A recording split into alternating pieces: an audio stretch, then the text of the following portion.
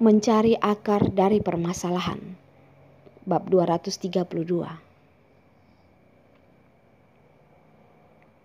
Tania menutup matanya. Air matanya mulai menetes, membasahi kedua pipinya dan menetes di atas gaun mewah. Di saat membuka kembali matanya, pupil matanya memerah. Rehan, ini adalah dendam pribadi antara kamu dan aku. Mengapa kamu membalas dendam pada papaku? Mengapa hatimu begitu kejam? Rehan dengan senyum sinisnya mendekati Tania dan berkata, "Tidak menebang habis pohon besar papamu. Bagaimana bisa grup Realtek lepas dari rintangan? Tidak menebang habis pohon besar papamu. Bagaimana bisa menghilangkan sifat aroganmu itu? Andalan kalian di keluarga Tania, bukankah kedudukan papamu itu? Hari ini, aku hancurkan kedudukannya. Lihatlah, keluarga Tania apakah masih bisa sok berkuasa?" Layar lebar masih menayangkan sepasang pria dan wanita. Tania menggunakan kedua tangan menutup erat kedua telinganya. Dengan rapuh berteriak, "Rehan, aku tidak akan membiarkanmu. Orang rendahan sepertimu. Kami keluarga Tania walaupun hancur juga tidak akan melepaskan orang bejat sepertimu." Rehan menggerakkan bahunya dan berkata, "Terserah mau bagaimana."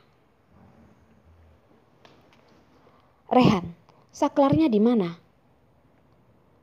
Membiarkan Nindi melihat hal seperti ini sangat mempengaruhi edukasi melahirkannya. Ethan bergegas berjalan menghampiri Rehan.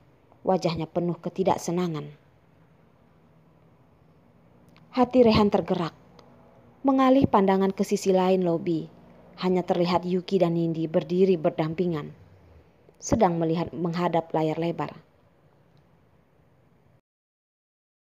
Sesaat dalam hati merasa tidak senang. Dengan langkah besar berjalan menuju LED, menemukan saklar yang tersembunyi. Ceklek, suara layar yang dimatikan. Tania pandangan matanya mengikuti pandangan mata Rehan. Tepat terlihat Yuki dengan pipi merahnya. Kebencian dalam hatinya sudah tidak bisa dibendung.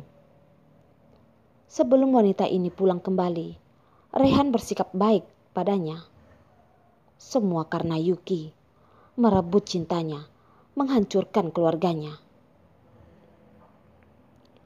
Di dinding lobi terpajang sebuah vas bunga besar, tertancap dengan karangan bunga mawar sampanye. Tania mencabut serangkaian bunga mawar dan melempar ke lantai, mengambil vas bunga tersebut dan berjalan ke arah Yuki. Nindi melihat dari kejauhan, berkata pada Yuki, "Yuki, Tania berjalan kemari dan memegang vas bunga besar. Dia ingin melakukan apa?"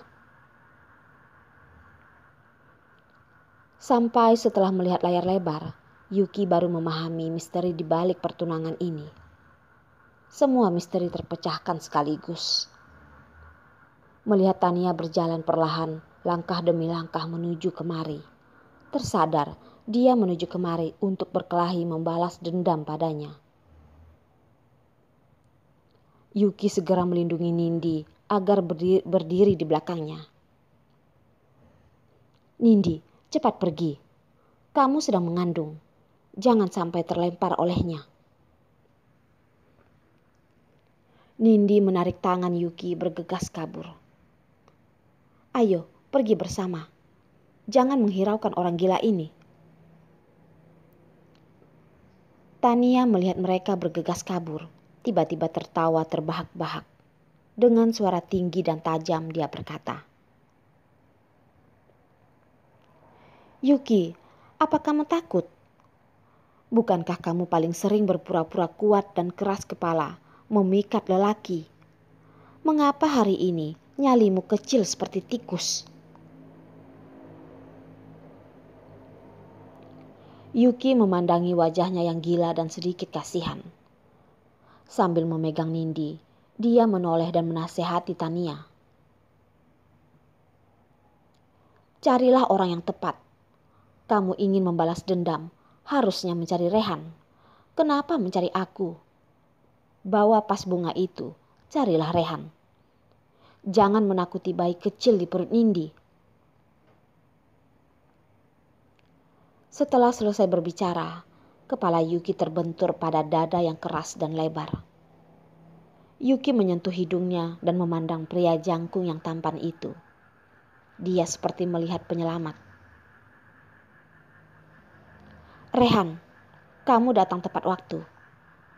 Cepat pergi bujuk Tania. Ibunya masih di rumah sakit. Kenapa masih mau berdebat denganku?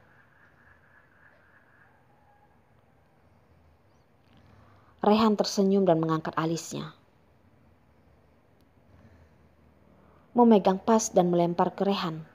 Yuki, apakah kamu punya hati? Tania berteriak seperti orang gila.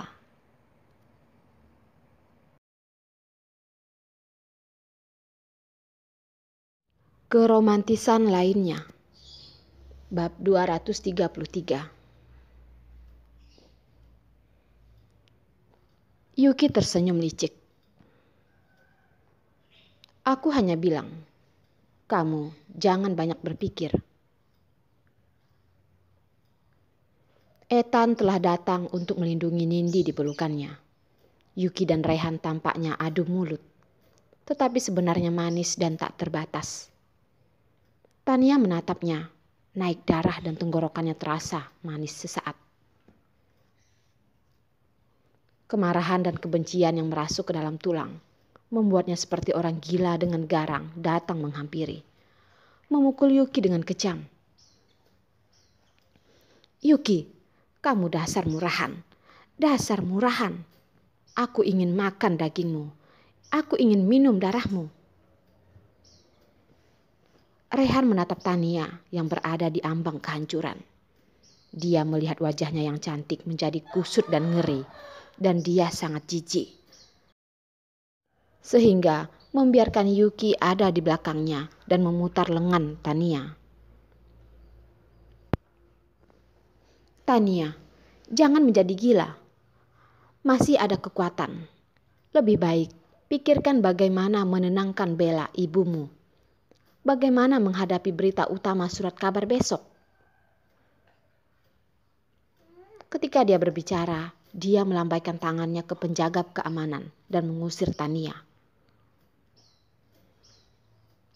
Di lobi hanya tersisa Ethan, Nindi, Rehan, dan Yuki, 4 orang.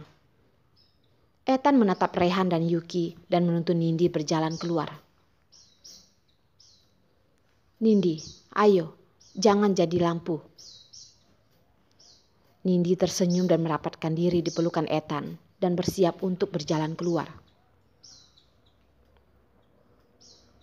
Jangan pergi, tunggu sebentar. Rehan memanggil mereka. Aku ingin mengatakan sesuatu kepada Yuki. Kuharap kalian bisa tinggal dan menjadi saksi. Saksi. Jantung Yuki melonjak dan melihat pupil mata Rehan yang serius dan penuh kasih sayang. Dan wajahnya tanpa sadar memerah. Cepatlah, apakah mau melamarnya?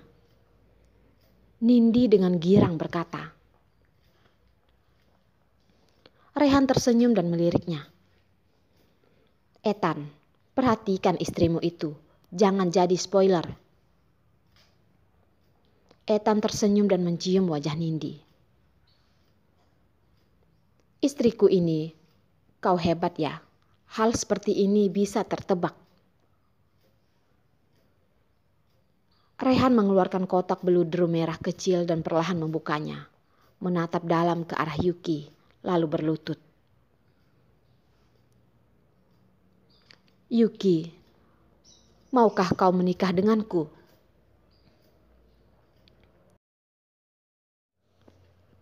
Di dalam kotak kecil ada cincin berlian merah muda bercahaya. dan ranting zaitun melingkari di atas cincin. Berlian membentuk hati yang sangat elegan dan indah.